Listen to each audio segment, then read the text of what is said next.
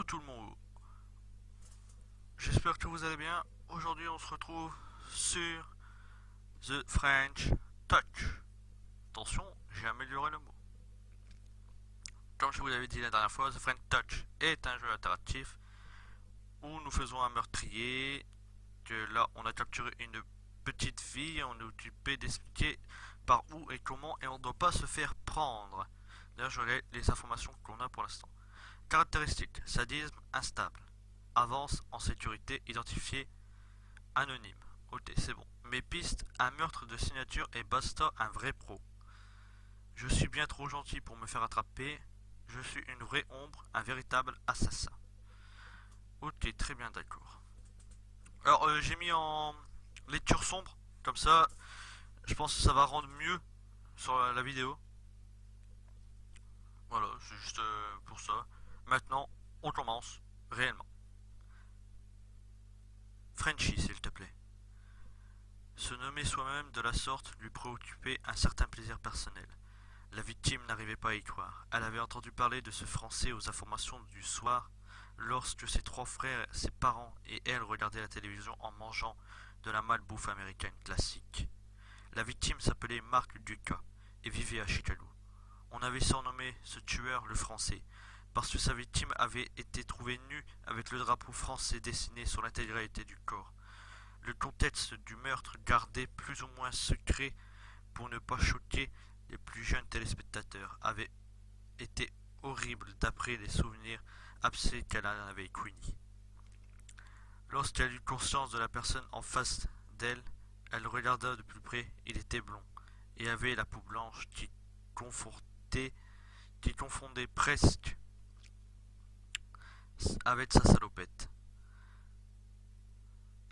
Ses lèvres étaient habillées d'un sourire angélique, inquiétant à la lumière. Elle lui donnait même un peu une vingtaine d'années. S'il n'est pas responsable de sa séquestration, alors l'aurait peut-être été même trouvé à son goût.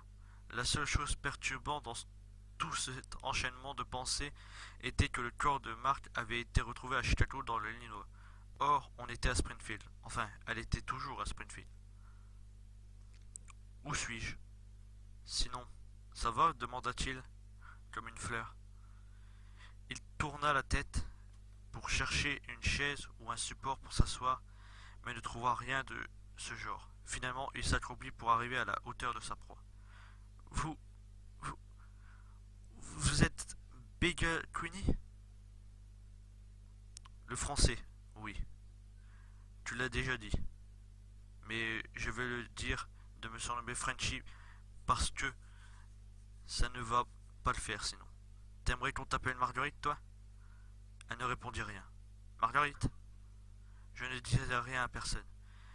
N'aime. Je, je me disais bien, personne n'aime qu'on l'appelle par un prénom de merde. Le français, dit-il, un accent très prononcé. C'est ridicule. Je me sentirais presque offensé si j'étais susceptible.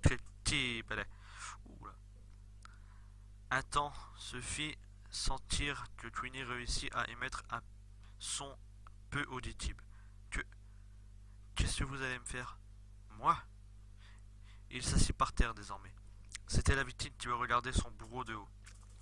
Ce dernier étant à ses pieds, expliquant sa prochaine exécution. Tu sais que je suis français. Je ne sais pas si ça remarque parce que j'ai un accent ou autre, mais c'est le cas. Français jusqu'au bout des pieds, ma belle. Tu t'appelles comment d'ailleurs? Queenie. C'est un joli prénom. Vous allez me violer? Frenchy se leva, dégoûté par la chose. Ah! Dit-il d'un air assez dégoûté. Burke, qu'est-ce qui te dit à te faire dire ça? C'est parce que je suis français, tous les Français ne sont pas des violeurs, ma chérie. Que dire, encore une fois? Que répondre? Que faire? Tu vois? Il lui montra son arme. C'est une baguette de pain. Vois-tu, je viens à Chicago à l'origine. Et là-bas, j'ai effectué mon premier travail. Enfin, dans cet état du moins. Il réprima un petit rire. Marc, c'est ça, enchaîna-t-il. Je pense que t'as dû le voir aux informations du soir.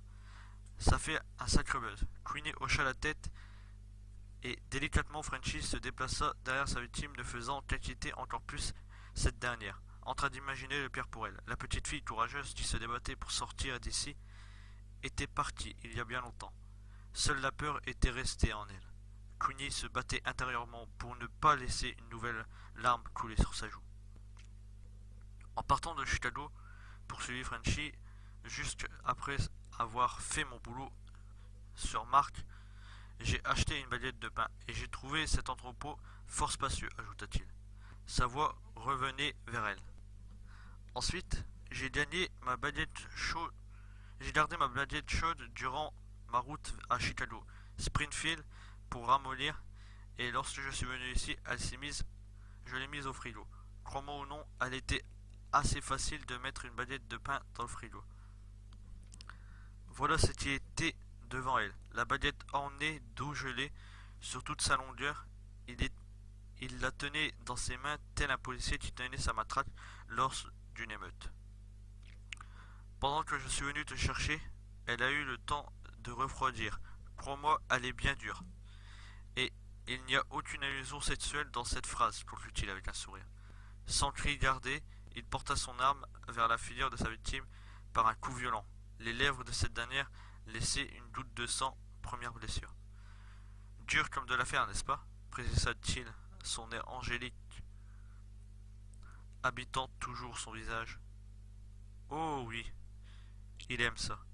L'extase pour lui l'aurait été qu'elle ait apprécié ses actes. Mais tu n'as toujours pas répondu à ma question. Il cogna Queenie de nouveau, mais de l'autre côté du visage cette fois-ci. Sa tête bascula en conséquence. Est-ce que ça va? Demanda-t-il clairement pendant qu'il essayait de se remettre des coups.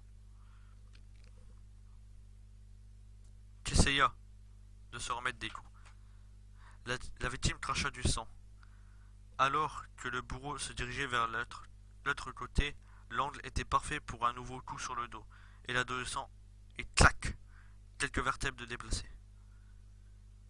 Si tu imagines dans une forêt magique dont les lutins te sentiraient à peine ce que je suis en train de te faire, il se plaça de l'autre côté et cogna l'épaule cette fois-ci, qui se déboîta suite à la puissance du coup. Queenie se retenait de ne crier depuis le début, mais ne put s'empêcher d'hurler.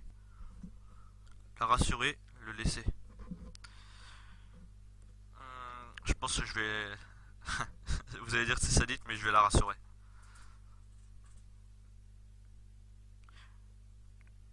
T'es pas dans ta ville, ma belle. T'es loin des gens, Queenie. On ne trouve pas un entrepôt dans le centre-ville. Des larmes se lâchèrent de ses joues pâles et de bas fut caché par des soins. Et clac, le genou se retourna suite à un coup inattendu de Frenchy. La baguette ne cessa pas encore. L'adolescente renie un cri comme pour essayer de rester noble jusqu'au bout. Tu ne peux pas mourir humblement, Queenie. Ce n'est pas possible. Tu peux pleurer et crier si tu peux, je te l'autorise. La victime releva la tête suite à son agresseur. Elle lui lança un regard rempli de haine. La pitié, habita quelques minutes auparavant, s'était évaporée. Frenchy vit en elle une femme, et c'est à ce moment très précis que les choses pouvaient commencer à devenir intéressantes. Queenie avait les vertèbres décalées, l'épaule droite déboîtée et le genou retourné.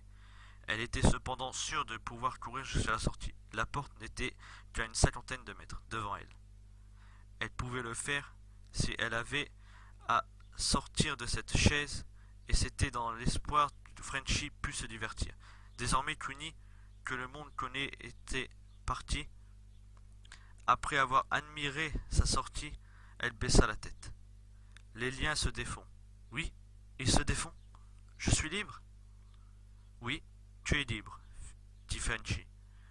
Tu peux t'en aller. Tu es libre de sortir d'ici et d'appeler les secours. Ou bien, tu peux te retourner et te venger sur celui qui t'a fait du mal.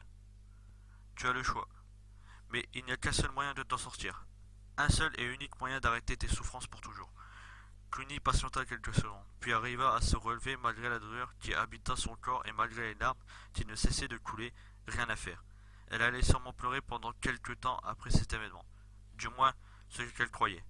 Sur ses pieds, elle tourna la tête et aperçut son agresseur au sourire d'ange, en costume coloré, lui faire signe de la main pour l'encourager à partir. Bizarrement, elle fut quelque peu rassurée. 50 mètres, 40 mètres, 30 mètres, 20 mètres, 10 mètres, la main tendue vers la poignée. Boum! Queenie aperçut la patte dans son ventre, et le sang coulait doucement. À bout de force, épuisée par sa course, elle tomba au sol, toujours vivante.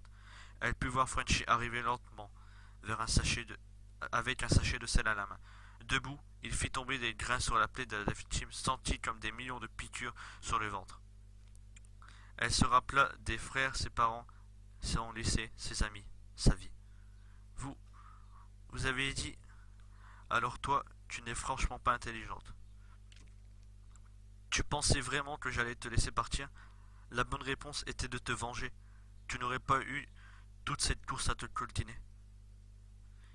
Et il dit ça accompagné d'un sourire, non pas sadique, mais synonyme de bonheur. Tout simplement, mais Frenchy hésita, son cerveau balança entre mettre fin à son supplice par une balle dans la tête, ou bien prendre du plaisir à détruire son merveilleux visage. Comme sa victime, il avait le choix, et toujours comme Queenie, ce choix l'aida à suivre dans ce monde de fou ou non. Mettre fin à son supplice, détruire le merveilleux visage de Queenie. Ça, vous allez le voir dans le prochain épisode. En tout cas les amis, si vous avez apprécié cet épisode, n'hésitez pas à mettre un pouce bleu, à le partager avec vos amis, abonnez-vous à la chaîne pour ne rien rater. Mais quant à vous, je vous retrouve donc dans le prochain épisode. A bientôt les amis. Look up, live free, dream big and see the world is yours. The world